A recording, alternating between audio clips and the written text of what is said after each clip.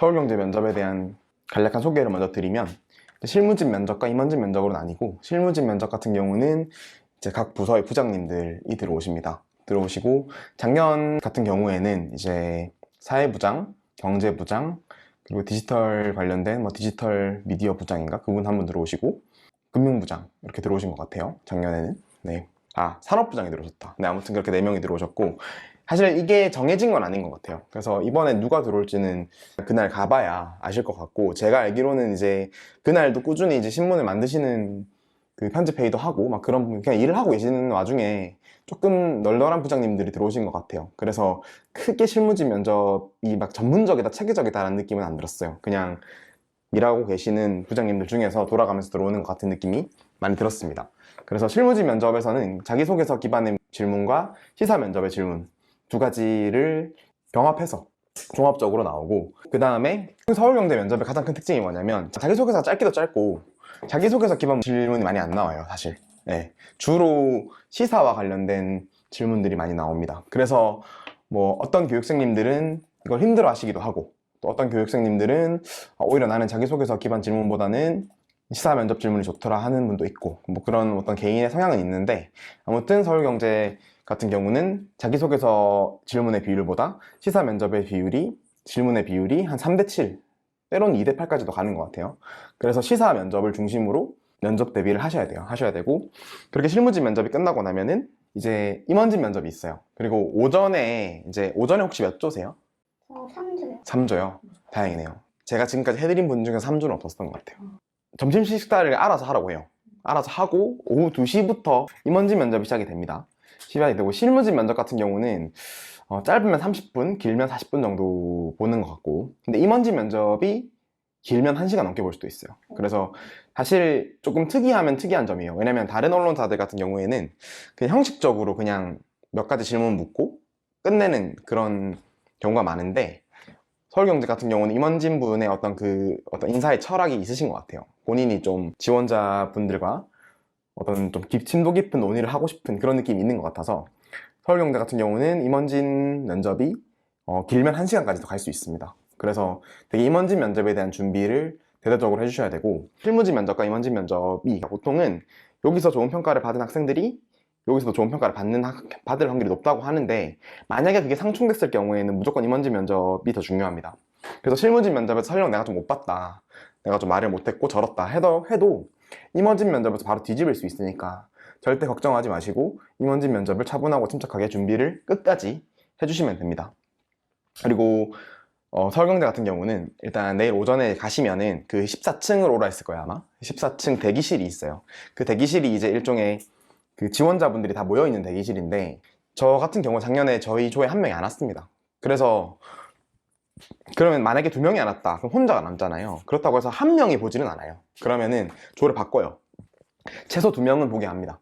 실무직 면접 같은 경우는 4대2 또는 4대3, 그리고 임원직 면접 같은 경우는 3분이 들어오시거든요. 그 대표이사 부회장, 편집국장, 논설실장, 아마 이렇게 들어오실 거예요, 아마. 그래서 그렇게 크게 3대2 또는 3대3으로 면접을 보게 됩니다. 다대다 면접이죠. 그래서 2명 또는 3명이랑 같이 면접을 보게 된다고 생각을 해주시면 됩니다. 그리고 오전에 가시면은 지원자분들이 딱 모여 있을 겁니다. 모여 있으면은 제 개인적인 생각은 그분들과 그냥 면을 서놓는 게 좋아요. 그냥 아이스 브레이킹을 하시는 게 좋다. 왜냐면 면접은 사실 안 떨려고 해도 안 떨 수가 없는 곳이잖아요, 사실 어떻게 보면.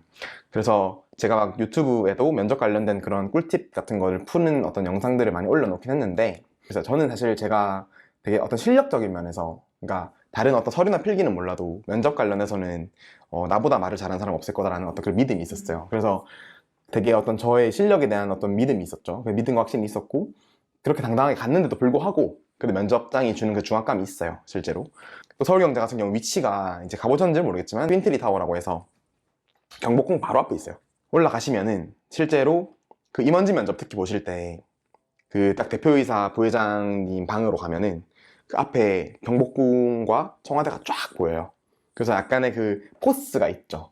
그래서 절대 주눅 들지 말고 그냥 떳떳하고 당당하게 가시면 되고, 그래서 이제 저 같은 경우 지원자분들이랑 되게 말을 많이 했어요. 말도 많이 하고 그냥 같이 준비도 하고 무슨 질문 나올 것 같냐 이런 얘기도 하고. 왜냐면 생각보다 대기실에 있는 시간이 길어요. 대기실에 있는 시간이 되게 길어서 그분들이 어색하게 있으면 되게 피곤할 거예요. 그래서 그냥 이왕 같이 된 김에 면접 준비 어떻게 하셨냐든지 뭐 이런 것들 있잖아요. 뭐 그런 것들을 스몰 토크 같은 걸 주고받으면서 그렇게 긴장을 조금 릴렉스 해주시면 좋을 것 같다는 생각이 들고, 그리고 약간 이거는 제가 공통적으로 드린 꿀팁인데, 그 14층 대기실 바로 옆에 송현 카페라고 해서 서울경제 카페가 있어요. 그래서 제가 알기로는 노조에서 만든 카페라고 아는데 가격이 되게 싸고 좋아요. 그래서 뭐 근데 1층에 스벅도 있어서 그냥 뭐 왔다 갔다 자유롭게 하시면 되거든요, 대기할 동안은. 그래서 자유롭게 해주시면 되고, 혹시 뭐 흡연 안 하시죠? 네, 흡연하시면은 그 부장님들이 피는 담배 스팟이 있거든요. 그래서 거기를 피해서 가시라 라는 조언도 드리고, 특히 임원진 면접 같은 경우에는 이게 좀 중요한 부분인데, 점심을 먹는다고 했잖아요. 그 점심을 되도록이면은 드세요. 네, 왜냐면은 생각보다 그 임원진 면접에서 소요된 에너지가 큽니다.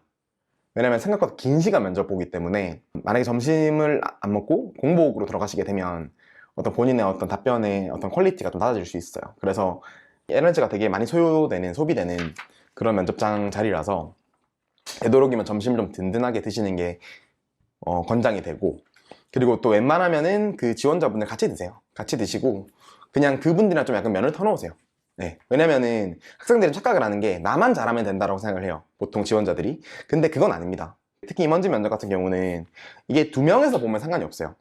그러면 둘이서 핑퐁 핑퐁 하면 되는데, 이게 3명이 될 경우에는 따로 서울경제 임원진들이 뭐 답변해주세요 이렇게 안 해요. 그냥 손 들고 답변하는 구조거든요. 그래서 어쩌다 보면 답변 쟁탈전이 일어나요. 어쩌다 보면 막 서로 답변하려고 하고. 그래서 제가 볼 때는 이게 뭐 합의 보기 힘든 부분일 수도 있는데, 약간 좀 그렇게 그래도 친분이 좀 있으면 그럼 면을 좀 터놓으면은 그냥 양보도 할 수 있고 뭐 이런 식으로 할 수 있으니까, 약간 같이 면접 보시는 분들이랑은 면을 좀 터놓는 게 필요하지 않을까라는 생각이 들어요. 그래서 점심도 같이 드시고, 그리고 제가 알기로는 공통적으로 묻는 질문이 있어요. 딱 임원진 면접 딱 앉으면은 일단 마스크 벗고 진행을 하거든요. 그래서 마스크 벗으라고 하고, 의자가 크게 3개가 있을 거예요. 3개 또는 2개가 있고, 앞에 칸막이가 있어요. 약간 아크릴판으로 된 칸막이가 딱 있고, 그리고 대표이사 부회장님이 나이가 되게 많으시거든요. 그분이 제가 알기로는 70대로 알고 있어요. 그래서 되게 나이가 많으시고, 제가 만약에 부회장 생각하면 이렇게 양옆으로 편집국장, 논서실장 이렇게 앉아 있어요. 그래서 이렇게 삼각편대를 이루어서 이렇게 딱 보고 있는 거죠, 지원자들을. 그래서 처음에 딱 제일 먼저 하는 질문이 점심 뭐 먹었어? 예요. 그리고 그 대표이사 부회장님이 부산분이세요. 부산 출신이셔가지고 되게 사투리를 많이 쓰십니다. 근데 저는 약간 그 부산 쪽 출신이거든요, 저도. 그래서 저는 그런 사투리가 좀 막 세게 느껴지는 않았는데, 근데 이제 서울에서 나고 자란 분들께서는 툭툭 던지는 그런 말들이 좀 세게 느껴질 수 있어요. 그래서 절대로 당황하지 마세요. 왜냐면 그분이 딱히 지원자님을 미워해서 그런 게 아니라 그냥 말투가 좀 세십니다, 원래. 그거는 모두에게 공통적으로 그렇게 하시거든요. 그래서 내가 혹시 뭐 나를 싫어하나? 나 떨어뜨리려고 저러자? 그런 거 절대 아닙니다. 절대 아니고 그냥 그분이 원래 그래요. 그래서 그리고 반말하십니다. 그래서 그런 부분에서도 당황을 하시지 마시고 그냥 딱 첫 마디가 이럴 겁니다. 점심 뭐 먹었어? 이렇게 할 거예요. 사실 이것도 제가 공통적으로 좀 드리는 팁이긴 한데, 우물쭈물거리지 말고, 왜냐면 그때부터 면접 시작이에요, 사실. 제 얘기를 이제 예로 들어 드리면, 저는 이제 딱 지원자들이랑 먹었어요. 그 지원자분들이랑 같이 그 인사동에 있는 칼국수 집에 가서 칼국수를 먹었거든요. 그래 먹고 저는 당당하게 칼국수 먹었습니다 이렇게 했어요. 인사동에 맛있는 데 있던데요, 이런 식으로 하니까 딱 그 면접 시작이 되게 첫인상이 되게 중요하잖아요. 근데 면접의 시작이 되게 화기애애해진 거예요. 왜냐면은 사실 학생들이 되게 착각을 하는 게, 그분들이 무슨 대단 거창한 막 어떤 그런 분들이 아니에요. 그러니까 뭐 그분들이 못났다기보다는 그분들도 똑같은 사람입니다. 그러니까 언론사의 간부이기 이전에 똑같은 사람이에요. 사람이고, 저희도 부모님이 다 계시잖아요. 저희 부모님 같으신 분들이에요. 편하게 대하시면 돼요. 부모님이 뭐 누구누가 뭐 먹었어? 이러면 그냥 엄마 나 뭐 먹었어? 이런 거 하는 것처럼 그냥 편하게 대하시면 돼요. 그렇게 첫 질문에서 그렇게 아이스 브레이킹을 좀 해주시고 들어가면은 면접 분위기 자체가 화기애애해져요. 근데 거기서 만약에 되게 당황을 한다거나 우물쭈물해진다거나, 사실 그런 것도 순발력이 하나예요, 제가 볼 땐. 그러니까 약간 순발력을 보는 거죠. 순간적인 어떤 센스와 감각을 보는 거죠.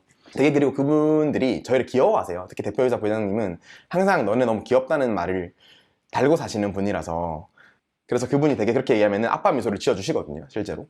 그래서 그 첫 질문이 되게 중요하다고 생각을 해요. 당당하게 그냥, 저희가 생각해도 막 예를 들면 유치원생이 막 본인의 할 말을 딱 하면은 되게 귀엽잖아요. 막 그런 느낌으로 저 칼국수 먹었습니다 이러면은 되게 좋아해요. 그것부터 면접 시작이니까 그렇게 아이스 브레이킹을 해서 면접 분위기 자체를 화기애애하게 가져가야 돼요. 사실 저 같은 경우는 2명에서 면접 봤는데, 그렇게 화기애애하게 면접 분위기를 딱 시작을 딱 잡아놓으니까 실제로 전 놀랬던 게 저희 면접 분위기는 되게 좋았거든요. 되게 좋았는데 나머지 면접 분위기는 되게 험악했대요.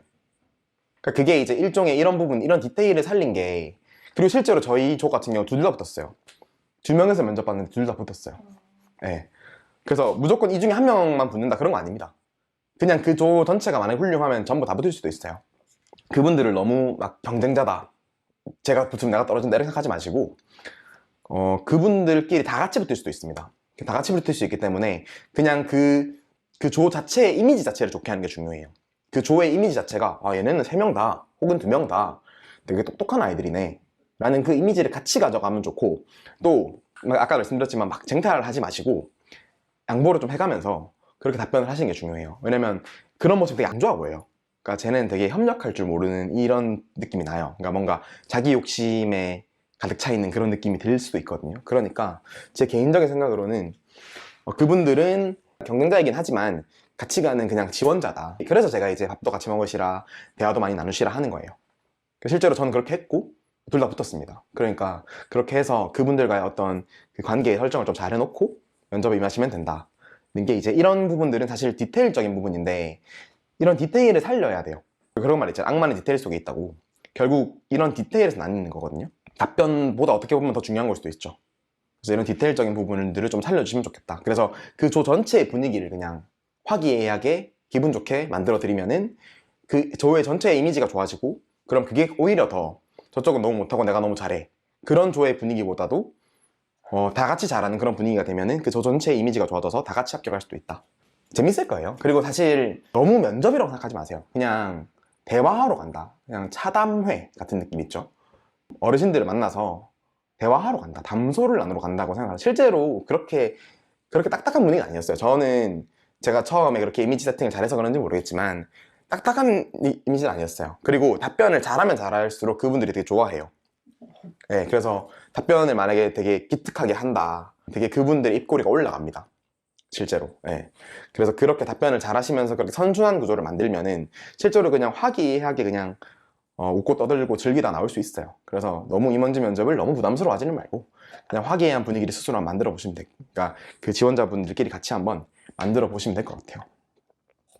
그래서 여기까지 이제 면접에 대한 기본적인 질문을 드렸고, 이제 본격적으로 자기소개서 그리고 시사 면접 질문을 드리도록 하겠습니다.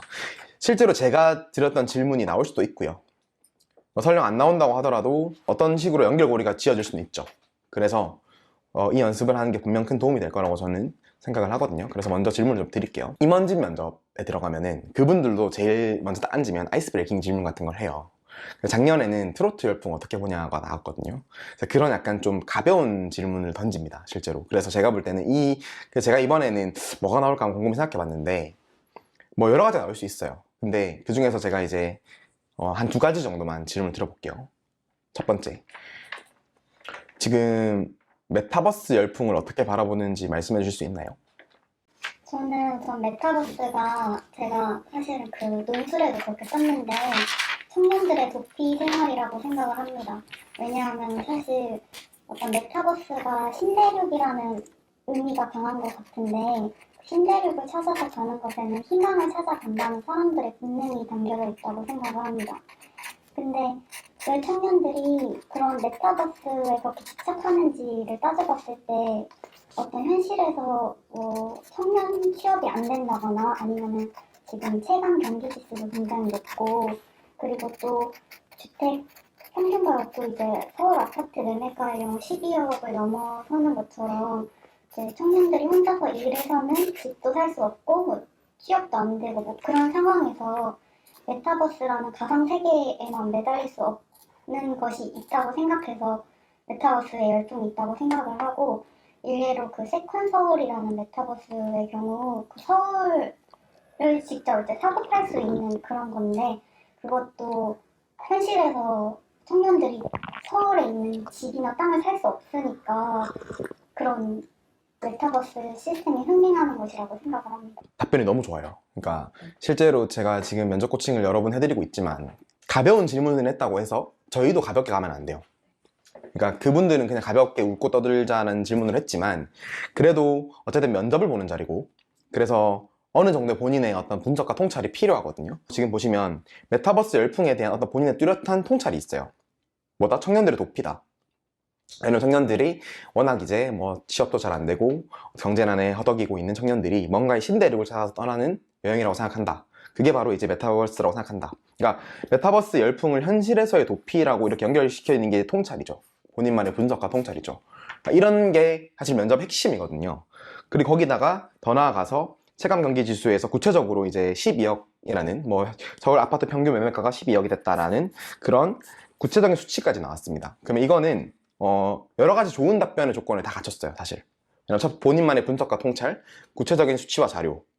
이게 사실 핵심이거든요. 근데 이 두 가지를 다 갖춘 아주 훌륭한 답변이에요. 근데 다만 단점을 좀 알려드리면 좀 장황합니다. 제가 볼 땐 뒤쪽에서 나오는 체감 경기 지수 얘기는 만약에 좀 길다고 생각이 되면 안 하셔도 돼요. 안 하셔도 돼요. 왜냐면 나중에 다른 질문에서 그런 얘기를 하시면 돼요. 학생들이 가장 착각하는 게 뭐냐면 뭔가 본인이 준비한 게 있는데 이 준비한 거를 지금 내가 이 질문에 다 쏟아내야 된다고. 그건 아닙니다. 왜냐면 면접 질문 말이라는 게 사실 이게 필기시험 같은 경우는 뭐 딱 질문이 정해져 있잖아요. 근데 면접 같은 경우는 사실 말을 조금만 연결고리가 있으면 바로 연결시킬 수 있거든요. 내가 만약 이 대답을 준비했는데 말하고 싶은데 말할 기회가 없을 것 같아. 그렇게 조급하실 필요는 없어요. 분명히 말할 기회가 있어요. 그래서 그때 말씀해 주시면 되고, 만약에 너무 길다 싶으면 D를 자르셔도 됩니다. 자르셔도 되는데 일단 본인 되게 좋은 답변이에요. 되게 좋은 답변이고, 실제로 제가 면접에서 제일 중요한 건 프레임 싸움이라고 제가 항상 말씀을 드리는데, 프레임 싸움은 뭐냐면 쉽게 얘기하면 이런 거예요. 지금 교육생님 답변을 예를 들어볼게요. 메타버스 열풍을 어떻게 보냐. 면접에서 핵심은 그거예요. 뻔한 질문에 뻔하지 않게 대답하는 거. 그게 면접의 핵심입니다. 그러니까 이거는 언론사 면접뿐만이 아니라 모든 면접의 핵심인데, 실제로 전현무가 그런 말 했었거든요. 이게 뭐냐면은 메타버스 열풍, 이게 뭐 주식 투자가 어쩌고 이런 얘기 나오면은 그냥 일반적인 얘기잖아요. 그러면은 그 답변에 대한 어떤 기억이 안 남아요. 전혀 안 남아요. 그냥 무슨 말인지 기억이 안 나요. 근데 현실에서의 도피라는 본인만의 분석과 통찰이 들어갔잖아요. 그러면은 되게 참신하다, 새롭다. 그러면은 그게 뭐냐, 본인의 프레임, 그러니까 교육생님의, 지원자님의 프레임에 그 면접관들이 갇히게 되는 거죠. 그러면은 지원자님의 그 목소리 하나하나, 그 말 하나하나에 귀를 기울이게 돼요. 그러니까 그게 바로 이제 프레임 싸움이라고 하는 거예요. 본인만의 프레임을 만들고 그 면접관들을 그 내 프레임으로 갖고 와서 끌어들여서 나의 주장과 생각을 계속 어필을 하는 거죠. 그게 사실 면접의 핵심입니다. 면접의 핵심인데 뭐 실제로 그런 거죠. 실제로 이제 저는 이거 비유를 들어드리면은 이제 뭐 축구 경기를 한다. 그러면 이제 우리나라에서 월드컵을 하면 아무래도 훨씬 유리하겠죠. 저는 이걸 현실에서 도피 이런 게 일종의 이제 후킹이에요. 전문 용어로 후킹이라고 하는데 훅을 던지는 거죠. 그럼 면접에서 이렇게 훅을 딱 던지면은 그분들이 100번 물어요. 그러니까 그 사람들이 물만한 훅을 던지는 것도 실력이죠. 사실 뭐 예를 들면 이런 거예요. 예를 들면은 대한민국 경제에서 가장 큰 문제가 뭐라고 생각해요? 라는 질문이 나왔어요. 예를 들어서 그러면 실물 경제의 활력이 떨어지는 거라고 생각을 합니다. 라는 대답을 했습니다. 그러면서 실제로 통화 승수와 통화 유통 속도가 사상 최저치를 기록하고 있습니다라고 하면은 그분들은 경제지신문의 기자들이에요. 통화 승수랑 통화 유통 속도라는 개념을 모르실 리가 없죠. 아시겠죠? 그러면은 그 부분에 대해서 딱 꽂히는 거예요. 그럼 그게 바로 이제 이걸 전문용어로 미끼를 던졌다 한 거죠. 이 통화 승수와 통화 유통 속도는 미끼가 되는 겁니다. 그래서 그걸 디코이라고 하는데, 미끼 던졌을 때 그분들이 그걸 문단 말이에요. 그 무는 과정을 후킹이라고 해요. 근데 지금 교육생님 답변이 되게 잘 됐어요. 왜냐면 현실에서의 도피라는 어떤 본인만의 참신하고 새로운 분석과 통찰이 있어요. 그거 자체가 하나의 디코이가 돼서 그분들이 그걸 물게 되는 거죠. 그럼 그게 후킹이 된다고 하는 거거든요. 그래서 실제로 면접은 낚시랑 똑같아요. 미끼를 던져서 낚아 채는 거랑 똑같습니다. 저는 구체적으로 그걸 와우 포인트라고 하거든요. 그래서 와우 할 수 있는 그 포인트들, 눈이 딱 띄어지고 귀가 딱 열리는 그 포인트를 와우 포인트라고 하는데, 그 와우 포인트가 나옵니다, 실제로. 그래서 그 와우 포인트를 얼마나 누가 많이 확보를 했느냐가 사실은 면접에서의 당락을 합보를 결정을 짓거든요. 그래서 이런 답변은 너무너무 훌륭해요. 너무너무 훌륭해서 이 정도로만 코멘트를 드리고 다음 질문을 한번 들어볼게요. 실제로 이런 질문이 나올 수 있고, 두 번째 질문, 예상 질문. 최근에 허경영 현상, 그러니까 허경영 대선 후보에 대한 지지율이 심상정 안철수 후보보다 높게 나왔어요. 일부 조사에서 4.7%를 기록해서 실제로 이제 대선 토론에서 허경영 후보를 볼 수 있는 상황이 될 수도 있는데, 어떤 이 허경영 현상의 원인이 뭐라고 생각해요? 저는 허경영 현상의 원인은 우선 뭔가 사실 선거나 정치라는 게 재미가 없는데, 허경영이라는 캐릭터 자체가 사실 현실에 있는 캐릭터 같지 않고 웹툰이나 아니면 뭐 만화에 나오는 캐릭터 같이 좀 극단화되고 과장된 부분이 있다고 생각을 하고, 그리고 지금 뭐 웹툰 시장이나 아니면 콘텐츠 시장에서 가장 흥행 중인 게 사이다 포인트인데, 그런 사이다 포인트를 허경영이 다 갖추고 있다고 생각을 해서 좀 허경영이라는 새로운 캐릭터에 흥행이 되고 있다고 생각을 합니다. 솔직하게 말씀드리면 이번 답변은 전혀 호킹이 안 됐어요. 그러니까 왜냐면은 너무 뻔해요. 제가 볼 때는 아직 좀 생각을 좀 잘 안 해보신 부분인 것 같긴 한데, 뻔한 질문에 뻔하게 대답을 한 거예요. 지금 답변을 보시면. 근데 사실 허경영 현상의 사실 모든 거는 이제 본인의 분석과 통찰이잖아요. 허경영 현상을 볼 때는 이거는 어떤 이런 거죠. 청년들의 어떤 자조와 실소가 담겨 있는 거라고, 이런 말이 나와야 돼요.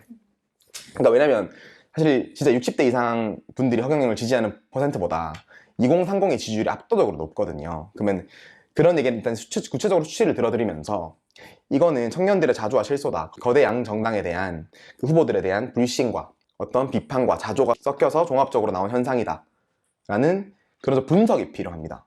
실제로 맞죠. 왜냐면은 둘 다 싫다는 거죠. 이재명, 윤석열 둘 다 싫다는 거죠. 둘 다 싫으니까 헛찍탈이란 말 아세요? 허경영 찍고 탈조선이란 말이 있어요. 그래서 이런 말도 좋아요, 되게. 왜냐면 그분들이 모를 수 있거든요. 그럼 헛찍탈 이 자체가 하나의 또 뭐가 돼요? 디코이가 될 수 있죠. 이런 말 되게 좋아해요. 그분들이 어떤 사회현상, 신조어 이런 거 되게 좋아해요. 그래서 헛찍탈이란 말이 있다. 허경영을 찍고 탈조선하겠다는, 실제로 제 주변 동기들, 친구들도 많이 쓰는 용어인데, 거대 양 정당에 대한 어떤 후보들에 대한 불신이 너무 크다. 실제로 여론조사를 보면은 어떤 2030 세대의 지지율이 압도적으로 높다. 그럼 이거는 거대 양 정당에 대한 어떤 경고다. 경고 메시지다를 청년 세대들이 그 거대 양 정당에 대한 후보들에 대한 경고 메시지를 던지고 있는 거다. 왜냐면 그 후보들이 지금 사실 국가를 어떻게 이끌고 나가겠다는 구체적인 비전이 안 보이잖아요. 표를 중심으로만 공약을 남발을 하고 있는, 포퓰리즘적 공약을 남발을 하고 있는 이런 거대양 정당 후보에 대한 어떤 자조 섞인 비판과 경고다. 이런 정도가 되면은 딱 후킹이 되는 거죠. 근데 지금은 그냥 허경영이 재밌고 막 극단적인 인물이 이런 거 다 알아요. 네, 막 내 눈을 바라봐 이런 거 다 알잖아요. 사실 그건 다 아는데, 그런 것보다는 좀 본인만의 분석과 통찰이 좀 들어가 있는, 그 덧찍탈이란 말은 실제로 해주셔야 되거든요. 실제로 많이 쓰는 말이에요. 이런 약간 뻔한 질문이 나오더라도 우리는 뻔하지 않게 답변을 해주시는 게 중요하다라는 말씀을 드릴게요. 이제 처음 들어가면 이런 질문이 나올 거예요. 그래서 다른 게 나올 수도 있어요. 뭐 예를 들면 뭐 부동산 집값 잡힐 것 같아요? 이런 거 물어볼 수도 있고, 조금 나이브한 질문이 나오면 조금 가벼운 질문들이 나와요. 조금 소프트한 질문들이 나오니까 그 다음에 이제 질문 드릴게요. 서울경제의 강점과 약점, 그리고 약점을 어떻게 보완할 수 있을지 한번 말씀해 주시겠어요? 저는 서울경제의 강점은 우선 조금 투박하긴 하지만 어떤 전하고자 하는 바를 명확히 전하는 게 강점이라고 생각을 합니다. 특히나 저는 서울경제의 사설을 굉장히 재밌게 보고 있는데, 만파시적이라는 사설을 지금 최근 거를 보면은 약간 베이지북 얘기를 하면서 이제 한국의 그린북 얘기를 한다던가, 아니면은 뭐 인도 공과대학을 얘기하면서 우리도 인재를 좀 잘 길러야 한다는 등의 조금 재미있는 소재로 한국의 경제를 좀 이렇게 촌철살인으로 얘기하는 부분이 있는 것 같아서 그런 부분이 장점이라고 생각을 하는데, 단점은 이제 빠른 신문사에 비해서 뉴미디어가 굉장히 부족하다고 생각을 합니다. 지금 뭐 서울경제에서 굉장히 많은 뉴미디어를 하고 있다고는 알고 있습니다. 뭐 집슐랭이나 아니면 우리집 영화관 같은 어떤 뉴미디어를 하고 있는데, 사실 그것에 대한 정확한 타겟도 잘 모르겠고, 뭐 영화도 했다가 갑자기 집도 했다가 이런 것에 대해서 좀 서울경제가 정확히 말하고자 하는 뉴미디어의 방향을 잘 모르겠다는 생각을 했고, 그래서 차라리 지금 서울경제에서 디센터라는 암호화폐 뉴미디어를 하고 있는 걸로 알고 있는데, 그런 거는 사실 2030 세대가 굉장히 궁금해하는 내용이라서 그런 쪽에 조금 더 뉴미디어 정책을 해서 발전시키면 좋을 것 같다고 생각을 했습니다. 네, 답변 좋았어요. 근데 제가 그 중간에 말씀드리는 게, 지금 목소리에 힘이 없어요. 사실 저보다 훨씬 더 떨릴 겁니다. 저랑 같이 할 때보다. 사실 면접 당일은 무조건 자신감이에요. 그러니까 설령 본인은 말이 틀려도 괜찮습니다. 그 기자들 많이 틀리잖아요.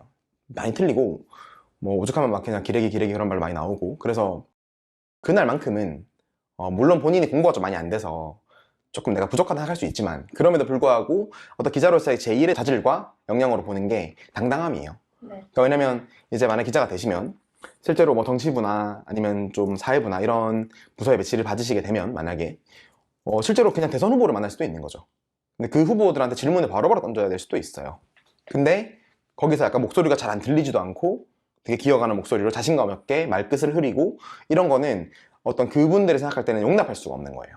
네. 설령 내가 이상한 말을 해도 떳떳하고 당당하게 본인의 질의를 할 수 있는 그 자세를 보기 때문에 목소리는 조금 더 힘이 들어가야 됩니다. 지금보다 조금 더 힘있게 당당하게 들어가야 되고, 내용적으로 좀 말씀을 드리면은 일단 만파식적에서 베이지북, 그린북, 인도 공과대학 말한 건 이런 게 이제 킹이죠. 이제 무슨 말인지 이해가 될 겁니다. 뒷코를 던진 거예요. 분명히 이거에 대한 기회가 딱 열려요. 이 얘기하는 순간 딱 열려요. 열리고 실제로 서울경제의 강점에 대해서, 저도 서울경제를 나왔지만 서울경제의 강점에 대한 정확한 분석이 들어갔습니다. 왜냐면 서울경제는 다른 언론사에 비해서, 그러니까 한경이나 매경도 물론 사설이 있고 기신문을 이제 편집을 하지만 한경이나 매경은 살짝 지금 약간 투자 쪽으로 갔거든요. 그러니까 주식이나 부동산 이쪽으로 투자 쪽으로 많이 갔어요. 그래서 실제로 한경 같은 경우는 실제로 뉴미디어 쪽으로 성공을 많이 했잖아요. 그래서 뭐 집코노미, 주코노미 이런 게 되게 성공을 많이 해서 한경은 아예 그쪽으로 가시는 것 같아요. 진짜 아예 그 신문의 편집 방향을 그냥 어떤 투자 쪽으로 가는 것 같고 재테크 쪽으로 가는 것 같고, 매경은 살짝 지금 갈피를 못 잡고 있는 것 같고, 서경은 그냥 아직도 그냥 현상 유지거든요. 사실 제가 볼 땐. 근데 물론 서경도 뭐 시그널이란 그런 기사가 있어요. 그래서 시그널에서 이제 기업 분석 관련된 기사도 많이 보내고 어떤 그런 투자 쪽으로 소홀히 한 건 아닌데, 그래도 아직까지는 서울경제는 그 대한민국의 최초의 경제지거든요. 60년이 됐습니다. 이제 올해 61년이 될 것 같은데 대한민국 최초의 경제지라는 그 자부심이 있어요. 그래서 중간에 또 실제로 전두환 대통령 시절에 폐간이 됐거든요. 폐간이 돼서 신문 통폐합 시절에 어떤 그 신군부의 독재와 탄압을 받았던 언론사고, 분위기 자체와 그 사풍 자체가, 회사의 문화 자체가 약간 그 언론인이다, 우리는 기자다라는 게 좀 강해요. 우리는 돈벌이 하는 뭐 그냥 실제로 업무원 뭐 이렇게 표현하기도 하고, 샐러리맨이 아니라 단순히 그냥 월급 받고 일하는, 우리는 기자다라는 게 좀 강해요, 그분들은. 그러다 보니까 이제 신문의 편집 방향도 아직까지는 어떤 대한민국의 미래, 국가 경제의 미래 이런 쪽에서 비판, 와치독, 그러니까 감시자 역할을 하겠다, 네, 조타수 역할을 하겠다, 이런 생각이 되게 강하단 말이에요. 그러다 보니까 논조가 세질 수밖에 없죠. 네, 비판할 부분은 완벽하게 비판하고 확실하게 비판하고. 근데 제가 볼 때는 이게 서울경제 장점 맞습니다. 장점 맞고, 그러다 보니까 기사의 퀄리티가 높아요. 이 말을 좀 해주시면 좋은 게, 다른 경제지도 제가 보고 있는데 서울경제가 기사의 퀄리티 자체는 가장 좋은 것 같다, 이 말을 지금 진짜 엄청 좋아할 거예요. 왜냐면 그 부분을 제일 집중해서 편집을 하시거든요, 실제로. 저는 근데 이게 올바른 방향인지 아닌지는 모르겠어요, 사실.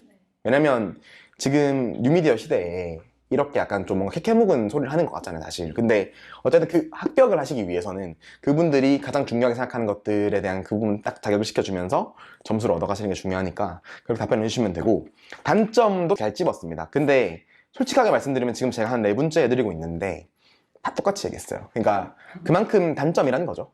근데 이건 제가 볼 때는 이게 뭐 그분들이 진부하게 생각하진 않을 거예요. 진부하게 왜냐면은 실제로 그래요. 실제로 제가 이제 근무를 할 때도 조회수나 클릭수가 되게 낮아가지고, 네, 그리고 트래픽이 되게 그 온라인 트래픽이 되게 안 나와서 온라인을 되게 대대적으로 강화한다는 막 그런 방침이 나오고 했거든요. 그러니까 실제로 서울경제가 뉴미디어 쪽에 어떤 그 진출이 되게 부족한 상황이에요. 부족한 상황이고, 그리고 사실 말씀 주신 것처럼 뭐 많은 걸 하는 것 같은데 뭘 하는지는 모르겠는 그 정체성의 혼란이 되게 크죠.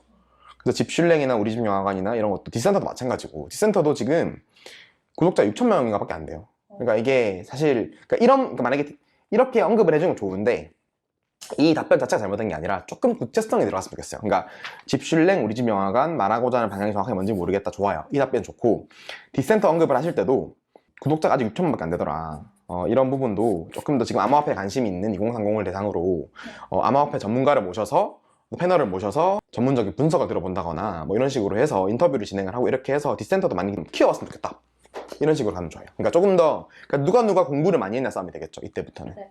그래서 누가 구체성 있게 답변을 잘했냐의 싸움이라서 장점과 약점에 대한 분석은 좋은데 조금 그 부분에 제가 언급해드린 부분까지 추가가 되면 좋은 답변이 될 것 같습니다. 그 다음에 또 질문 하나 드릴게요.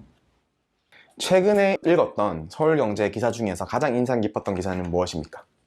최근 읽었던 기사 중에 제일 인상 깊은 기사는 그 강동요 부동산 부장님인가? 그분이 쓰신 기사인데 그 서울경제 필기분할에 대해서 사설을 써주셨더라고요. 근데 그거를 봤더니 이제 청년들이 왜 분노하나라는 글이었는데 미래라는 이제 논제에 대해서 청년들이 부동산에 대해서도 굉장히 분노하고 그리고 또 취업에 대해서도 분노하면서 우리나라의 가계부채가 굉장히 높고 그래서 한국의 미래가 걱정된다 이렇게 분노하는 글을 많이 썼다고 봤는데 그 글이 저 20대인 저의 심정과도 굉장히 비슷하고 또한 그 서울경제에서 어떤 나타나는 그 기조에 대해서도 잘 보여준 것 같아서 좋게 봤습니다. 네, 일단 답변이 B+. 그러니까 강동요 기자님 언급해주는 건 좋은데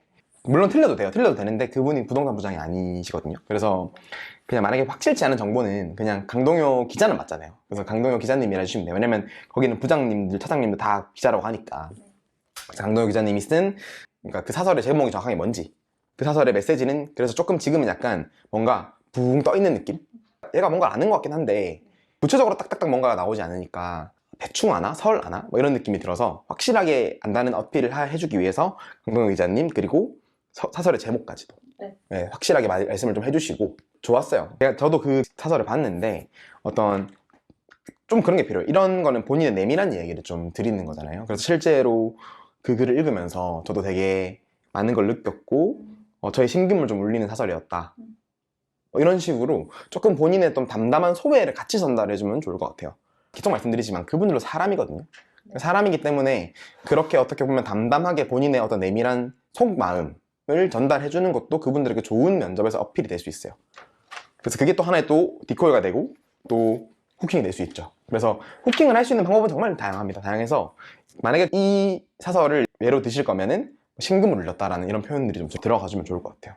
왜냐면 그런 표현을 좋아하고 또 실제로 사람이라면 뭐 약간 그런 식으로 약간 좀 눈물이 찡해지는 부분이잖아요. 사실 지금 청년들이 되게 안타깝고 저도 청년이지만. 그래서 다음 질문을 드리겠습니다. 이번에 시사 질문 좀 드릴게요.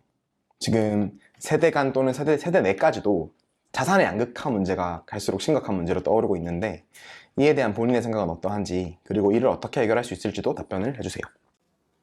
저는 이제 제가 인턴 기자로 일했던 경험이 있는데 그 인턴 기자로 일할 때 황보승이 전 국민의힘 대변인이 이제 발언한 상위 20% 주택의 상승가와 하위 20% 주택의 상승가가 굉장히 차이가 난다는 기사를 작성했던 적이 있습니다. 근데 그 기사를 작성하면서 이제 통계청 자료도 살펴보고 KB 국민은행 시계열 자료도 살펴봤는데 실제로 그 상위 20% 주택의 상승가는 굉장히 높게 올라가는데 하위 20% 주택의 상승가는 굉장히 낮았고 한 1,000만 원 정도밖에 오르지 않았던 것으로 알고 있습니다. 이제 이런 전 부동산과 같은 양극화가 일어나는 게 우선 문재인 대통령의 부동산 정책이 실패했기 때문이라고 생각을 하고 그 실패한 가장 큰 원인 중에 하나는 시장의 수요를 따르지 않았기 때문이라고 생각을 합니다. 특히나 부동산 집값이 굉장히 오르는데 그거를 세금으로만 잡으려고 하면서 그게 이제 수도권 외에도 풍선 효과가 일어났다고 생각을 합니다. 그래서 부동산 양극화가 일어난 것에 대해서는 우선 정책에 문제점이 있었다고 생각을 하고 그리고 그거를 해결하기 위해서는 제가 인턴 기자로 일하면서 부동산 기사를 굉장히 많이 작성했는데 그때 많은 전문가분들과도 인터뷰를 했을 때 가장 중요한 거는 시장의 수요를 따라야 한다고 생각하시더라고요. 그래서 정수현 제주대 경제학과 교수님께서는 어떻게까지 말씀을 하셨냐면 왜 자꾸 경제학자들이 시장의 수요를 맞추기 위해서 공급을 늘려라 하는데 왜 공급을 늘리지 않고 세금만 자꾸 하는지 모르겠다고 말씀을 하셔서 저도 굉장히 인터뷰를 들으면서 굉장히 공감을 했는데 가장 중요한 것은 우선 수도권에 아파트를 많이 지어서 좀 억눌린 수요를 충족시켜주는 게 가장 중요하다고 생각을 합니다. 네, 일단 답변이 무난하게 잘 답변하신 그러니까 B+ 정도 답변인 것 같은데 일단 우선 양극화 문제의 원인이 특히 이제 부동산으로의 쏠림과 또 27번의 어떤 대책에도 불구하고 잇따른 정책 실패 그리고 그로 인해서 시장의 수요를 오직 세금으로만 수요 억제 측으로만 수요 억제책 일변도의 문재인 정부의 27번의 잘못된 부동산 정책. 근데 이런 부분들이 되게 좋아요. 되게 좋은데 물론 이것조차도 공부가 안 되신 이제 지원자분들 꽤 있을 겁니다. 있을 건데 너무 뻔한 답변이에요. 솔직히 말씀드리면. 그래서 근데 뻔한 답변도 어떤 포인트들을 몇 가지만 딱딱딱 주면은 이게 좋은 답변이 될 수도 있거든요. 그럼 제가 이 답변을 좀 업그레이드 시켜드릴게요. 사실 그런 말이 많습니다. 전설적인 투자자인 조지 소로스 아세요 혹시? 조지 소로스가 그런 말을 했어요. 가격은 수요와 공급에 의해서도 결정되지만 그것보다 더 중요한 것이 심리다. 약간 인용을 해주시면 되게 좋아요. 전설적인 투자자 조지 소로스는 이런 말을 했습니다. 한 다음에 결국 경제는 심리라고 생각을 합니다. 이런 언급을 이제 먼저 후킹을 딱 하는 거죠. 한 다음에 그 면접관들이 딱 내 필드로 데리고 와야 돼요. 데리고 온 다음에 지금은 계속 뭔가 말을 많이 하는데 면접관이 완벽히 본인의 필드로 안 갔을 것 같아요. 다른 생각했을 것 같아. 다른 질문 뭐 하지? 이런 생각했을 것 같아.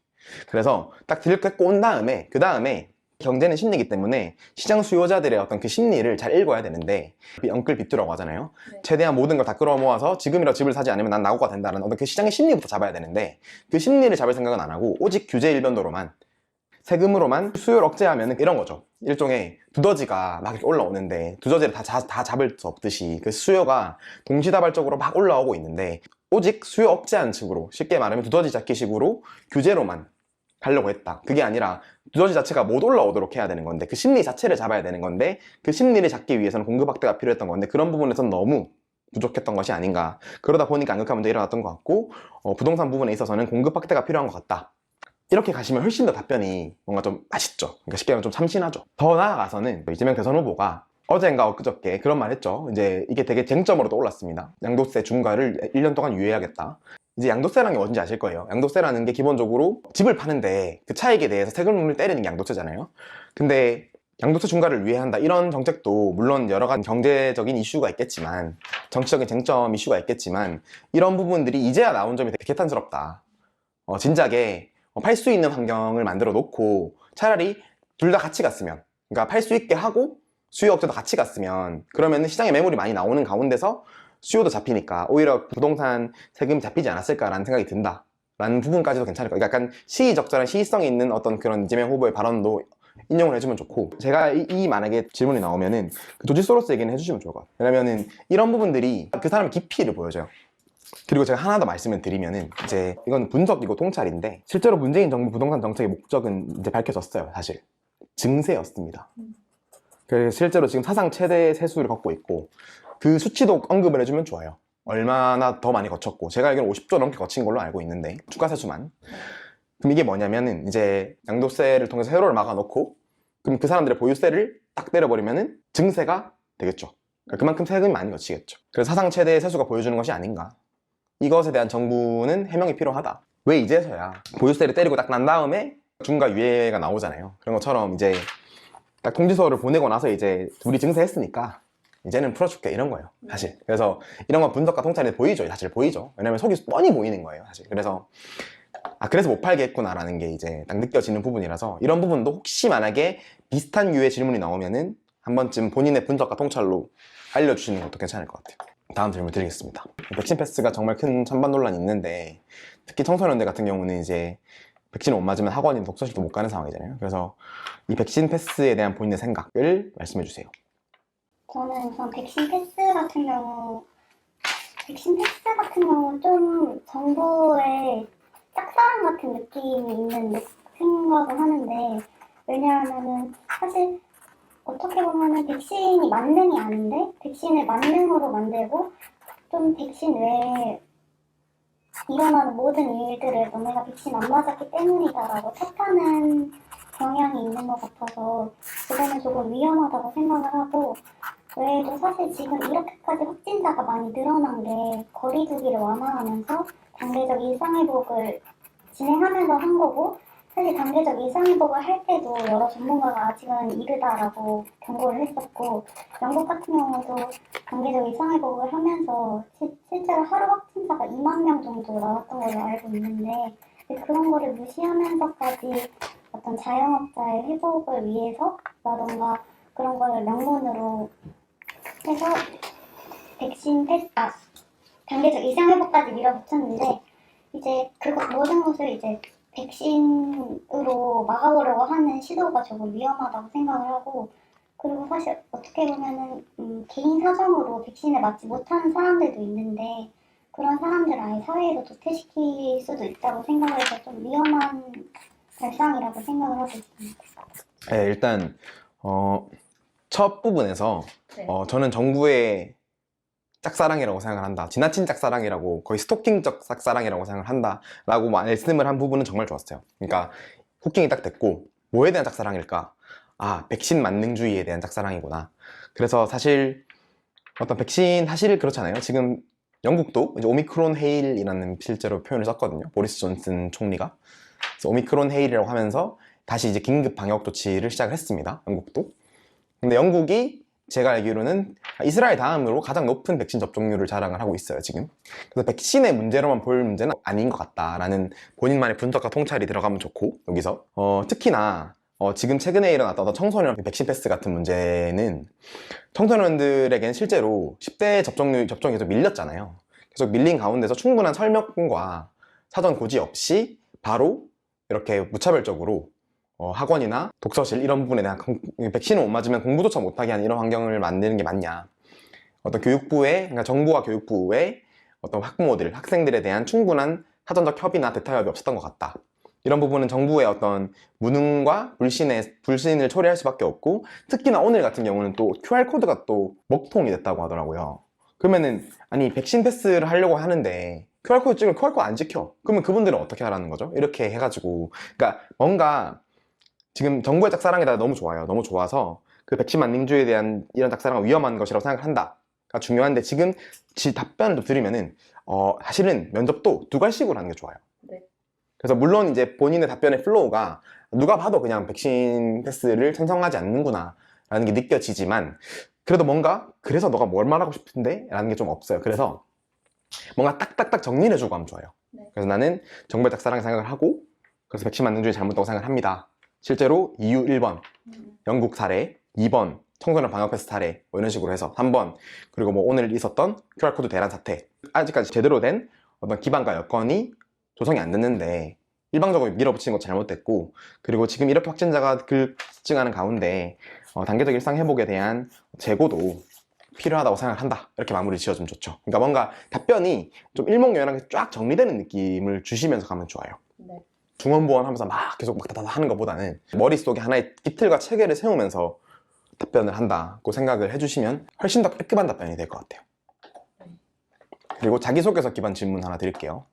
암호화폐 이슈가 뜨거웠을 때 이제 비트코인 관련 국민청원 글을 검증하면서 기재부와 경제학자 의견을 비교 검토한 기사를 작성했다고 했는데, 그 비트코인 과세에 대한 본인의 생각은 어떠한지 궁금합니다.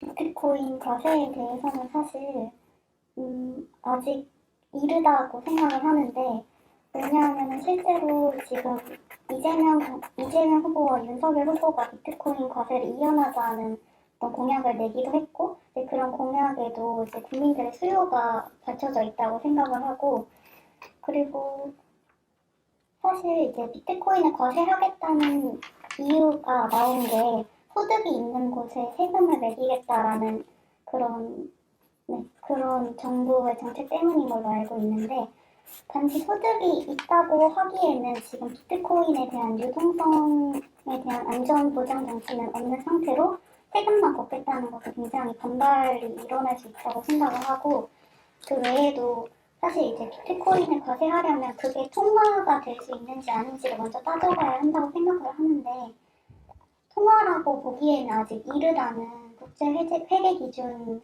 회의나 아니면은 제가 인터뷰했던 전문가들도 아직 통화로 보기에는 이르다라는 말씀을 많이 해주셔서 아직까지는 논의하기에 이르지 않나 하는 생각을 하고, 그리고 또 사실 이게 또 문제가 되는 이유 중에 하나가 주식처럼 5천만 원 한도가 아니라 굉장히 한도가 낮게 설정이 되어 있어서 250만 원만 넘으면 과세를 하는 걸로 알고 있는데, 그런 부분에 차라리 양도 차익으로 계산을 해서 과세를 하는 게 낫지 않나 생각을 해요. 네, 그 답변 잘 들었고, 공통적으로 계속 말씀드리는 건데, 지금 말끝을 약간 흐리는 버릇이 있으세요. 그래서 말끝은 무조건 당당하게 다까지 완벽하게 들리도록 네. 답변해 주시면 좋고, 답변을 너무 잘해놓고 그렇게 말끝을 흘리니까 뭐 자신 없어 보이는 느낌이 있어요. 의도적으로라도 좀 그런 게 필요하고, 실제로 그 간부들이 그렇게 시작할 수도 있어요. 그래서 네. 그런 부분은 좀 조심해 주시면 되고, 일단 비트코인 과세에 대한 본인의 생각이 뚜렷해서 좋아요. 아직 이르다라는 생각이 나왔고, 근데 중간에 이제 또 소득이 있는 곳에 세금이 있다, 이거를 이렇게 말하는 것도 좋지만 이 원칙이 있어요. 이거를 뭐 외워두세요. 국민계세주의라고 합니다. 이거를 네. 발음이 좀 이상한데, 국민계세주의. 네. 그러니까 소득 있는 곳에 세금이 있다. 그래서 뭔가 얘는 되게 똑똑하구나라는 걸 간접적으로 어필이 되는 거예요. 그래서 국민계세주의란 말도 안 해? 얘 봐라? 이렇게 되는 거죠. 그래서 그런 게 또 하나의 후킹이 되는 거예요. 그래서 와우 포인트가 나오는 부분이고, 국민계세주의에 따라서 소득이 있는 곳에 세금이 있는 것에 원칙적으로 찬성을 하지만, 아직까지 비트코인 자체를 통화로 바라봐야 하나, 화폐로 바라봐야 하나에 대한 많은 전 세계적인 논의가 있는 가운데서 과세를 이르게 추진하는 것은 아닌가에 대한 생각이 들고, 조금 더 사회적인 논의를 전문가들과 함께 국민적인 공감대를 먼저 형성을 하고 논의를 많이 해봐야 될 것 같다. 국민계세주의 원칙에 따라서 원칙적으로 찬성을 하지만, 아직까지 비트코인 자체를 통화나 화폐로 바라보는 것은 좀 무리가 있다고 생각을 하고, 그렇기 때문에 좀 사회적인 논의가 더 필요하지 않느냐라는 생각이 듭니다. 이 정도까지만 해도 될 것 같아요. 너무 좀 길었어요. 네네. 답변. 그래서 실제로 답변 가시면은 지금보다 훨씬 시간을 안 줘요. 네, 왜냐면 본인만 면접 보는 게 아니고 나머지 지원자들도 있기 때문에 답변 시간이 길지 않아요. 그래서 중간에 끊을 수도 있어요. 그래서 끊길 바에는 내가 내 스스로 답변을 마무리 짓는 게 좋으니까 네네. 그렇게 하시는 게 좋을 것 같습니다. 네, 그 다음에 질문을 드릴게요. 실제로 작년에 나왔던 질문인데, 이거는 임원진 면접에서 갑작스럽게 질문이 나올 수 있어요. 지금 내가 문재인 대통령을 생각하고 질문 하나 봐봐. 그 올해 연초에 양산 사저 논란이 있었는데 이제 임기가 얼마 안 남으셔서 끝나고 양산 사저로 가시게 될 텐데, 그런 거에 대한 어떤 농지법 위반이라던가 아니면은 뭐 그 주변 지역 주민들의 반대라던가 그런 건 해결이 된 상태인지 여쭙고 싶습니다. 참신합니다. 정말 참신하고, 이 답변은 순발력을 보기 위한 답변이에요. 그렇게 답변해 주셔도 되고, 아예 그냥 약간 좀 참신하고 새로운 내용, 농지법 위반에 대해 어떻게 생각하느냐, 뭐 이런 부분에 대한 질문을 해주셔도 되고, 아니면 아예 시의성 있는 질문들을 좀 해주셔도 되죠. 뭐 예를 들면은 지금 문재인 대통령 호주에 가 있는데, 호주는 심지어 베이징 올림픽을 불참을 한다고, 이제 외교적으로 불참한다고 보이콧을 선언했거든요. 근데 그 나라에 가서 우리는 검토한 바가 없다, 우리는 베이징 올림픽에 외교적으로 참여할 것이다 라는 말을 하는데 저희가 대체 뭐냐고 한번 여쭤보고 싶다 라고 이렇게 해도 되고요. 이런 게 되게 시의성 있는 질문이죠. 그리고 두 번째는 예를 들면 이런 거, 지금 언론 보도를 보면 단계적 일상 회복은 포기할 수 없다라고 했는데, 지금 이렇게 총체적인 방역 위기가 왔고 지금 실제로 대한민국의 큰 위기에 지금 직면해 있는데, 의료 방역 위기에 직면해 있는데 굳이 끝까지 고집하시는 이유가 뭔지 궁금하다. 이런 것들, 시의성 있는 질문을 던지거나 아니면은 되게 좀 재밌는 질문, 참신하고 새로운 질문을 던지는 게 필요해요. 제일 최악의 답변은 대한민국 경제를 망친 가장 큰 원인은 뭐라, 이런 건 좀 그래요. 좀 그렇고, 그냥 아까처럼 참신하고 새롭거나 아니면 아예 진짜 시의적절하거나 이런 질문, 이건 순발력을 보기 위한 질문이기 때문에, 실제로 저 같은 경우는 작년에 딱 추미애 장관이 이거 윤석열 당시 검찰총장에 대한 징계안을 내릴 때였어요. 그래서 그거에 대해 어떻게 생각하느냐, 왜 청와대 입장이 없느냐 라고 묻고 싶습니다라고 했어요. 그런 어떤 시적절한 이슈 또는 아예 새롭고 참신한 이슈로 답변을 해주시면 됩니다. 만약에 나오면. 그리고 이것도 임원진 면접에서 아주 높은 확률로 나올 수 있을 것 같은데, 미중 패권 경쟁이 크게 나라고 있는데 대한민국은 이러한 상황에서 어떤 선택을 해야 할까요?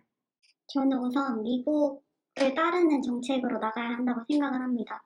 왜냐하면 서울경제의 사설을 제가 즐겨본다고 앞서 말씀을 드렸었는데, 그 만파식 쪽의 거차오에 대한 이야기가 나온 것 같습니다.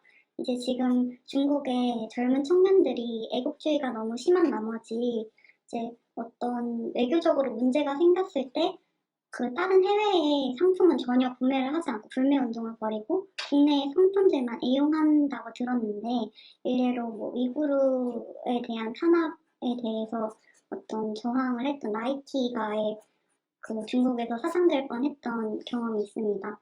이제 그런 거를 봤을 때 우리나라도 사실 언제든지 어떤 중국에게 반기를 드는 정책이 나온다면 얼마든지 중국에게 버려질 수 있는 상황이라고 생각을 해서 중국을 따르는 것보다는 미국을 따르는 게 옳다고 생각을 하고, 그리고 또한 어떤 북한과의 관계에서도 북한이 원하는 게 경제적 자유이기 때문에 미국과의 동맹을 강화해서 어떤 북한이 한국에 대해서 매력적으로 생각할 수 있는 포인트를 남겨놔야 한다고 생각을 합니다. 네, 미국을 선택해야 한다는 베스트 답변이긴 해요. 근데 아마 대부분 서울경제 조금의 관심이 있으신 분들은 대부분 다 미국 선택을 할 겁니다. 근데 그러면은 다들 이제 미국을 선택해야 한다라고 할 건데, 아예 근데 공부 안 된 분들은 제가 볼 때는 이렇게 할 수 있다. 뭐 전략적 모호성이라든지 아니면 뭐 실용주의 노선 이런 얘기를 할 건데, 그건 되게 최악이에요. 제가 볼 때. 그거는 생각이 아예 다르고, 만약에 실용주의 노선을 선택해야 한다고 할 것 같으면은 그 근거나 이유가 정말 확실해야 돼요. 제가 볼 때 그래서 서울경제 입장을 좀 따라가주는 게 좋은 거죠. 여기서는. 그래서 이제는 전략적 모호성을 버려야 할 때라고 생각을 한다. 이제는 확실하게 호주나 다른 5아이즈 국가들처럼 미국을 선택을 해야 한다고 생각을 한다. 단도직입적으로 딱 밝혀주신 다음에 그 이유에 대한 어떤 첫 번째 이유가 거차오. 그게 만파식적에서 나온 그 거차오는 저도 되게 재밌게 읽었는데 아주 좋아요. 너무 좋죠. 그러니까 실제로 중국의 젊은 청년들이 이렇게 불매운동을 벌이고 이렇게 국가 전체주의적인 전체주의 사회잖아요, 중국은. 네. 그래서 이런 사회랑 어떻게 점점 이런 경제 관계를 유지를 하겠느냐 하면서 실제로 또 위구르, 나이키, 채출 이런 것도 하나의 사례로 더 언급을 해주는 거죠. 하나 더 추가해주면 좋아요. 네. 2016년에 있었던 사드 보복 사태, 한한령이라고 하죠. 그때 롯데가 엄청난 손실을 봤는데 아직 한한령이 안 풀렸습니다. 5년째 규제를 하고 있어요. 그래서 일본 같은 경우 작년에 이제 수출 규제가 나왔죠, 재작년에. 근데 그때 난리가 났잖아요. 캠페인을 벌이고 노노재팬 했잖아요. 근데 중국에 대해서 아무런 말이 없죠, 대한민국 정부가. 그래서 이런 부분에 대해서는 또 국민적인 대화가 있어야 되지 않을까. 그래서 이런 전체주의 집단 사회랑은 같이 갈 수 없다고 생각한다. 이제는 또 사실 지금 아까도 북한 얘기도 하셨어요. 북한 얘기 하셨는데 그게 통미봉남이라는 개념이거든요. 네. 그러니까 미국과 통하고 남한을 봉쇄한다. 지금 북한이 이러고 있어요. 그러니까 그게 무슨 말이냐, 오히려 북한이 더 친미국가예요. 트럼프 대통령과 김정은 국방위원장의 밀월 관계는 되게 유명했거든요. 그래서 실제로 막 친서도 많이 주고받고 친서 외교라고 했었어요. 그래서 거차오 그리고 위구르, 나이키, 그 다음에 북한 사례까지 들어주실 거면 통미봉남이라는 개념 말씀을 해주세요. 지금 북한이 이러고 있는데 남한이 왜 대체 선택을 못하는지는 이해가 안 된다, 이런 식으로 가시면 좋죠. 제가 볼 때는 이건 질문이 무조건 나올 것 같아요. 되게 어떤 그 미중 패권에 대한 관심이 되게 많고 서울경제가 또 이제는 선택을 해야 된다는 입장이 또 뚜렷하게 내고 있기 때문에 실제로 이번에 많은 교육생들이 그런 위주로 답변을 쓰셨다고 하더라고요. 미래에 대해서, 미래라는 문제에 대해서, 미중 패권 관계에 대해 쓰신 분도 많고. 그래서 다음 질문을 드리도록 하겠습니다. 지금 현재 대한민국 경제의 가장 큰 문제는 무엇이라고 생각을 하는지, 그리고 그걸 어떻게 해결하면 될지도 같이 말씀해 주세요. 지금 대한민국 경제의 가장 큰 문제는 청년들이 이제 다시 얘기할게요. 다시 말씀드릴게요. 지금 대한민국의 가장 큰 문제는 사실 조금 뻔하지만 공정의 개념이 흔들리고 있다는 게 가장 큰 문제라고 생각을 합니다. 일례로 지금 올해 초에 LH 사태가 터진 것 외에도 대장동 사태가 터지면서 50억 클럽의 곽상도 의원 아들이 문제가 되었고, 그리고 문재인 정권 이후로 조국 사태가 문제가 되면서 이제 어떤 경제에 대해서 청년들이 자신의 힘으로는 일궈낼 수 없다는 패배감이 많이 정철이 된 것 같아서 그런 패배감을 가장 먼저 없애는 것이 중요하다고 생각을 합니다. 네, 되게 좋은 답변이셨는데 청년 세대들의 어떤 불공정에 대한 인식과 그것에 대한 강력한 보이콧, 좋은데 답변이 좀 나이브해요. 그래서 제가 볼 때 조금 더 구체적인 게 나와줘야 되는데 실제로 이번에 윤석열 후보의 기치가 그겁니다. 그러니까 본인이 왜 당선이 돼야 되는지에 대한 그 제1의 기치가 본인이 검찰총장 출신이잖아요. 네. 그러다 보니까 어떤 사회적인 어떤 이런 부정부패 만연을 내가 바로잡고, 실제로 대선 토론을 보셨으면 알 텐데 토론을 할 때 그런 말을 많이 해요. 어떤 이런 온갖 부정부패가 만연해 있고 이런 부정부패가 이렇게 만연해 있는 사회 분위기 속에서는 사회적 비용이 엄청나다는 거죠. 왜냐하면 믿음과 신뢰가 없는 상황에서 누가 기업을 하겠으며 누가 어떤 투자나 어떤 활동을 하겠어요. 그래서 그 기반을 먼저 닦고 대한민국의 부정부패를 먼저 척결을 한 다음에, 그런 다음에 경제도 있고 나라의 미래도 있는 것이 아닌가라는 게 윤석열 후보의 제1의 기치였어요. 그게 본인의 명분이었죠. 그래서 내가 대통령이 돼야 된다. 왜? 내가 그 적임자니까. 딱 청소하겠다는 거죠, 쉽게 얘기해서. 그런 것도 언급해주면 좋아요. 실제로 어떤 사회적으로 만연한 부정부패 사례. 첫 번째, 2019년에 있었던 조국 사태. 두 번째, 작년 초에 있었던 LH 사태. 세 번째, 최근에 있었던 대장동 사태. 세 가지 언급해주면 좋아요. 너무 뭔가 이렇게 나열하듯이 하지 말고 뭔가 좀 첫 번째 뭐 조국 사태 아니면 첫 번째 말 빼도 돼요. 뭐 2019년에 있었던 조국 사태나 작년 초에 있었던 상반기에 있었던 LH 사태 그리고 또 최근에 발견된 최근에 불거진 대장동 사태까지도 대한민국의 부정부패 만연의 현실을 여실히 보여주고 있는 사례들이라고 생각을 한다. 그러면서 윤석열 얘기도 한번 해주시고 그래서 대한민국의 이제 만연한 부정부패를 어떻게 뿌리를 뽑을 것인가 그것이 대한민국 경제의 가장 큰 문제라고 생각을 합니다. 이렇게 마무리를 지어주면 좋죠. 그리고 다음 자기소개서 기반 질문을 하나 드릴게요. 지금 박영선 서울시장 후보의 선거법 위반 논란 기사를 작성을 했다고 했는데 이 기사에 대한 대중들의 반응은 어땠나요? 저는 사실 팩트체크 기사를 많이 써가지고 그 기사도 팩트체크 기사의 일이었는데 실제로 좀 다양한 의견을 담기 위해서 변호사 3분하고 로스쿨 교수 1분의 의견을 조금 종합적으로 모아서 좀 롱폼 텍스트로 기사를 작성했었습니다. 이제 그거를 보고 대중들이 보통 저는 사실 기사를 쓰면서 기대했던 바는 어떤 한 변의 그런 일방적인 주장에 대해서 점철되지 않고 이제 그게 선거법 위반이 아니라는 잘 모르겠어요. 다시 생각해볼게요. 네, 이 부분은 한번 생각을 해주시면 되고 질문이 크게 세 가지가 있어요. 첫 번째는 뭐냐면 아까 미중패권의 이런 질문 있죠. 어떤 선택을 해야 되나 이런 거는 본인의 지식과 어떤 식견과 안목을 뽐낼 수 있는 좋은 질문들이에요. 두 번째는 그냥 그분들의 호기심에 기반한 질문들. 이게 주로 자기소개서 기반 질문이거든요. 그래서 이때 이 기사 반응 좋았어요? 뭐 이런 느낌인 거잖아요. 네, 그리고 세 번째는 되게 논쟁적인 이슈가 있어요. 예를 들면은 백신 테스트도 사실 논쟁적인 이슈 맞죠. 그리고 뭐 최근에 불거졌던 일종의 경찰 흉기 난동 사건에 대해서 의경을 폐지해야 되냐 말아야 되느냐라는 어떤 그런 논쟁적인 이슈. 크게 세 가지인데 질문이 지금 이 질문 같은 경우는 두 번째 사례에 속해요. 그분들의 단순 호기심이에요. 솔직히 말씀드리면. 그래서 이 질문은 너무 거창하게 생각 안 하셔도 돼요. 이 질문에서는 내가 마이너스만 안 나가면 된다. 와우 포인트를 얻는다기보다는 마이너스만 안 나가면 된다라는 생각으로 접근을 해주시면 됩니다. 그래서 실제로 그냥 이런 질문이 나오면은 예, 실제로 대중들의 반응이 되게 좋았고 그런 게 또 여실히 투표 결과에도 반영이 됐다고 생각을 한다. 왜냐면은 서울시장 선거인데 60대 30이었잖아요. 40대 60이었나? 엄청나게 표차가 많이 나는 거예요, 사실. 왜냐면 서울은 그런 곳이 아니잖아요. 원래 되게 회색지대라고 할까요? 서울은 되게 힘든 곳인데 어느 누구도 쉽게 승리를 장담할 수 없는 곳임에도 불구하고 결과가 이렇게 나왔기 때문에 실제로 반응들이 되게 좋았다. 그래서 댓글도 엄청 많이 달렸다. 뭐 이렇게만 하고 넘어가면 돼요.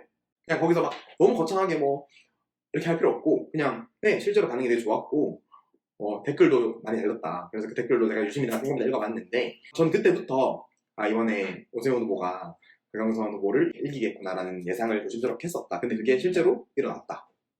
이 정도로만 답변해 주시면 돼요. 사실은 1번, 3번이 더 중요한 질문들이에요. 그래서 본인의 어떤 그 식견과 안목을 뽐낼 수 있는 질문들이라서 구체적으로 중요도를 따지면 1번이 제일 중요한 질문이고 3번이 그 다음이고 2번은 좀 밀리는 질문이에요. 자기소개서 기반 질문은 그냥 본인이나 사람에 대해 궁금한 거라서 거짓말을 하시면 안 됩니다. 이런 게 티가 나요. 거짓말 딱 하면. 예를 들면 이런 거 있잖아요. 뭐 안 했는데 했다고 하거나. 근데 물론 MSG를 치는 건 이해를 해요. 그런 건 좀 과장되게 답변하는 건 괜찮은데 아예 뭐 본인이 공부를 안 했는데 했다고 하거나 그런 부분들은 꼬리 질문이 막 들어올 수 있거든요. 진짜 생면부지 모르는 내용을 안다고 한다거나 그렇게는 하시면 안 돼요. 그런 거짓말 하시면 안 되고 조금 자기 답변을 조금 MSG를 치는 건 좋은데 그렇다고 해서 막 너무 큰 거짓말은 안 하시는 게 좋다. 그래서 3번 관련된 질문 하나 드릴게요. 최근에 불거졌던 카톡 검열 논란이 있습니다. 카톡 검열에 대해서 여당은 큰 문제가 없다. 그리고 야당은 이게 실제로 사생활 침해다라는 주장이 있는데 본인의 생각은 어떠한지 궁금합니다. 저는 사실 문정권 이후에 검열의 시대가 열렸다고 생각을 합니다. 지금 카톡 이외에도 언론중재법 같은 경우도 언론에서 나오는 모든 것들을 이제 검열하겠다는 시도가 들어갔다고 생각을 하고 그를 위해서 사실 언론의 자유가 어떻게 보면 굉장히 억압되는 상황이 벌어질 수도 있다고 유엔도 염려를 했기 때문에 지금처럼 카톡도 검열을 하면서 그런 계속 사람들의 자유를 뺏는 것에 대한 우려가 있고 그리고 제가 뉴스를 직접 찾아보니까 그 카톡이 검열되는 게 직접 내용을 보고 검열이 되는 게 아니고 그 어떤 카톡 링크에 있는 코드가 자기네가 갖고 있는 코드랑 일치가 하면은 이제 검열이 되는 거기 때문에 그런 부분도 사실 기술적인 부분도 부족한데 검열을 하겠다는 시도 자체가 무리라고 생각합니다. 네, 답변 정말 잘해주셨고, 그 언론중재법을 예로 들은 게 너무 좋았어요.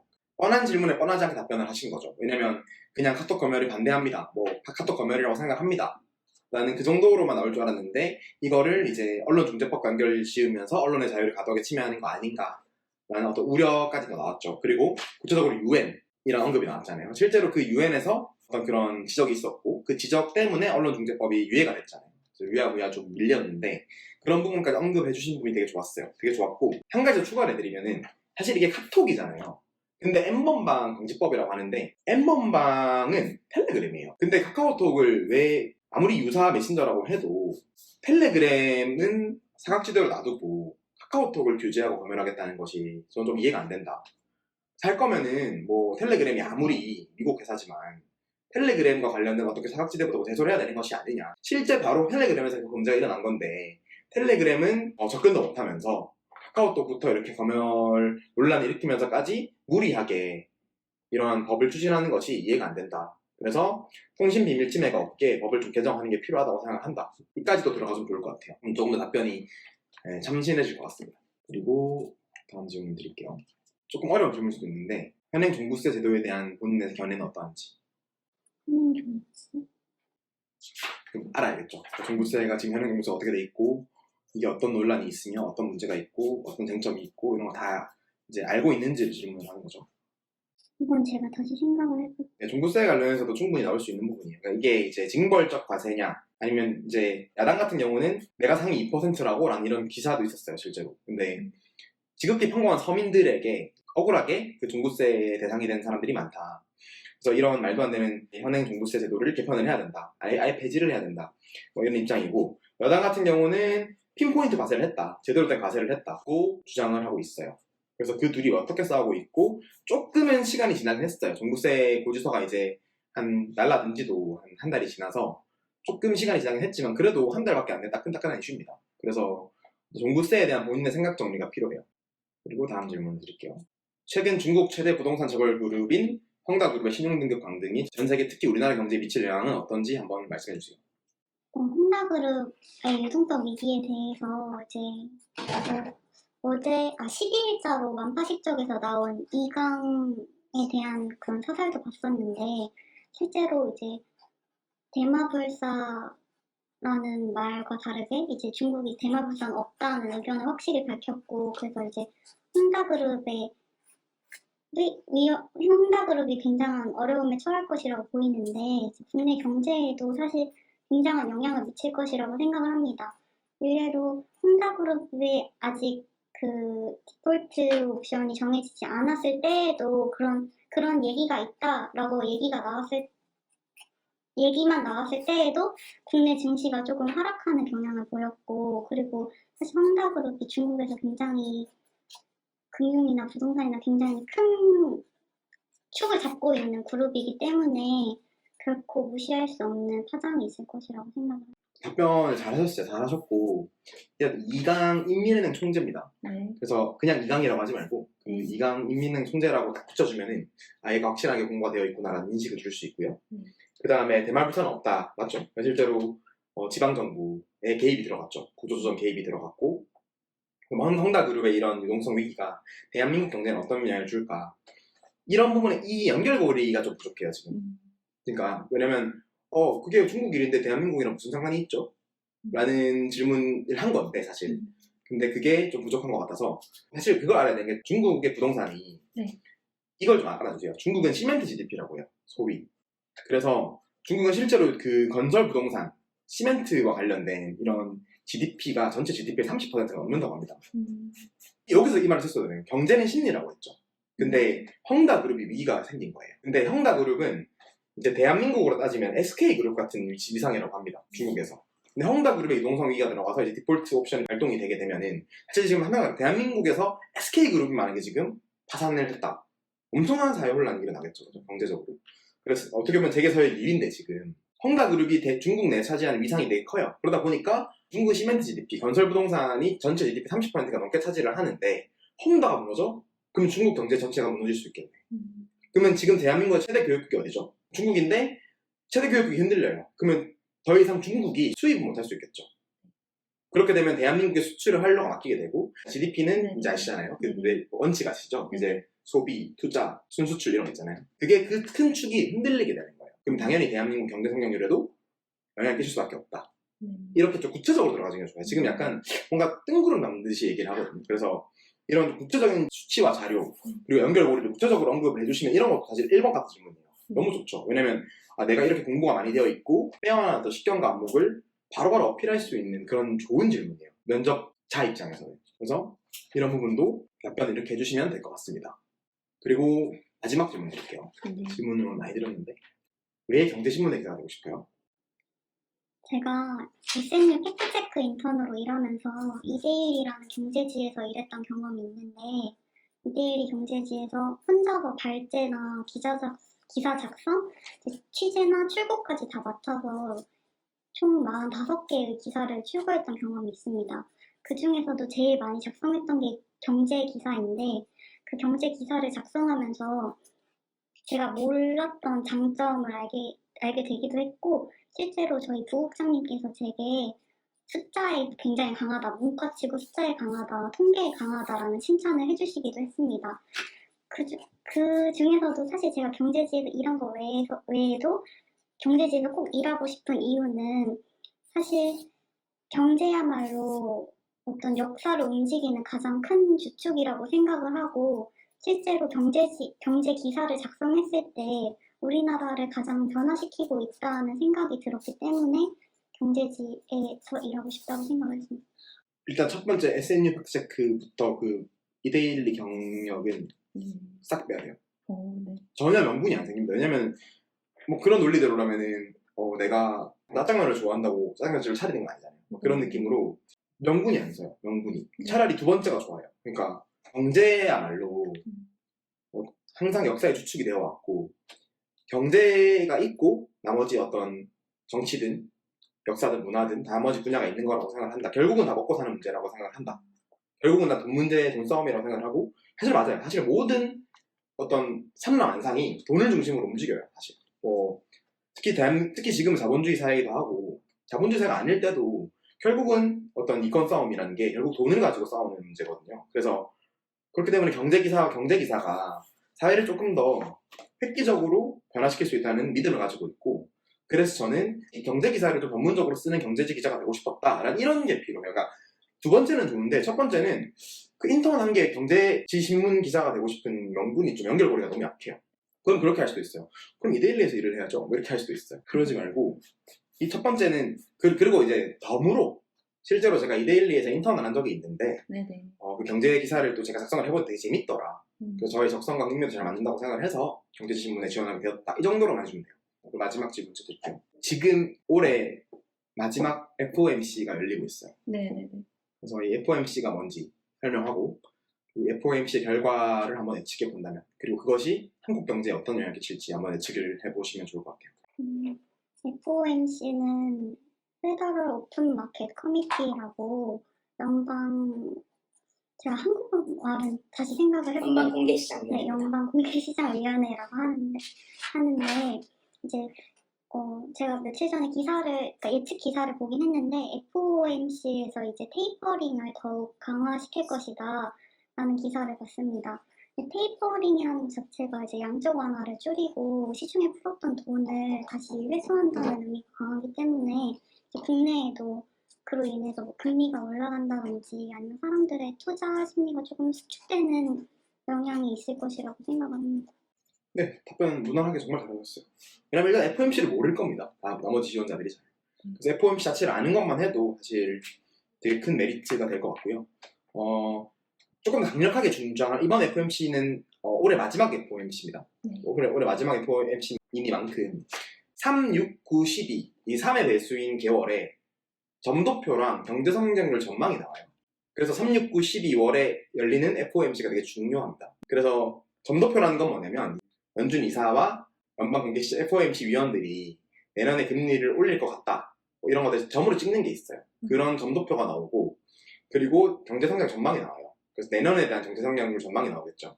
미국에 내년 1분기에 대한 아니면 올해 4분기 확정치가 나올 수도 있고 그래서 이런 것들이 나오는 만큼 이번 FOMC가 정말 주목되는데 이번 FOMC에서는 기존 제롬 파월 의장이 했던 말처럼 테이퍼링이 보다 가속화되는 전망이 나올 것 같습니다. 어떤 결정문이 나올 것 같다. 그래서 지금 150억 달러를 줄이고 있어요. 150억 달러씩. 그래서 이제 좀 어려운 내용이긴 하지만 미국 국채 100억 달러 그리고 MBS라고 이제 주택 모기지 담보부 증권이 있는데 그 MBS를 50억 달러 이렇게 해서 150억 달러 줄이고 있는데 이게 지금 300억 달러로 간다는 거죠.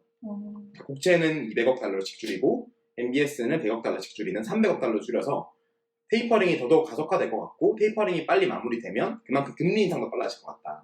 그럼 이제 긴축의 시간이 다가오고 있고 어떻게 보면 유동성 탑티로 지금 이까지 올라왔던 코스피 3000 시대에 큰 하나의 획기적인 변화가 될 수 있을 것 같다. 이렇게만 답변을 해주시면 정말 베스트인 답변이 될 겁니다. 네, 그리고 진짜 마지막으로 한마디를 해주신다면 서울경제가 최초의 경제신문이라고 알고 있습니다. 저 역시 인턴으로 일하면서 전혀 팩트체크 기사라든지 그런 좀 롱폼 텍스트가 없던 회사에서 직접 길을 개척해 가면서 총 45개의 기사를 작성했던 경험이 있습니다. 그 외에도 제가 작성했던 기사들이 실제로 네이버 포탈에 가장 많이 본 뉴스에 이름을 자주 올리기도 했었고 그리고 또 매주 2-3개의 기사를 혼자 작성할 만큼 책임감이 뛰어난 지원자이기도 합니다. 제가 서울경제가 이제 전두환 정권에 의해 폐간되었을 때 마지막으로 그 신문에 나왔던 말을 기억하고 있는데 시대가 변해도 진리는 변하지 않는다. 언론이 살아야 역사가 살고 경제가 산다라는 말을 들었습니다.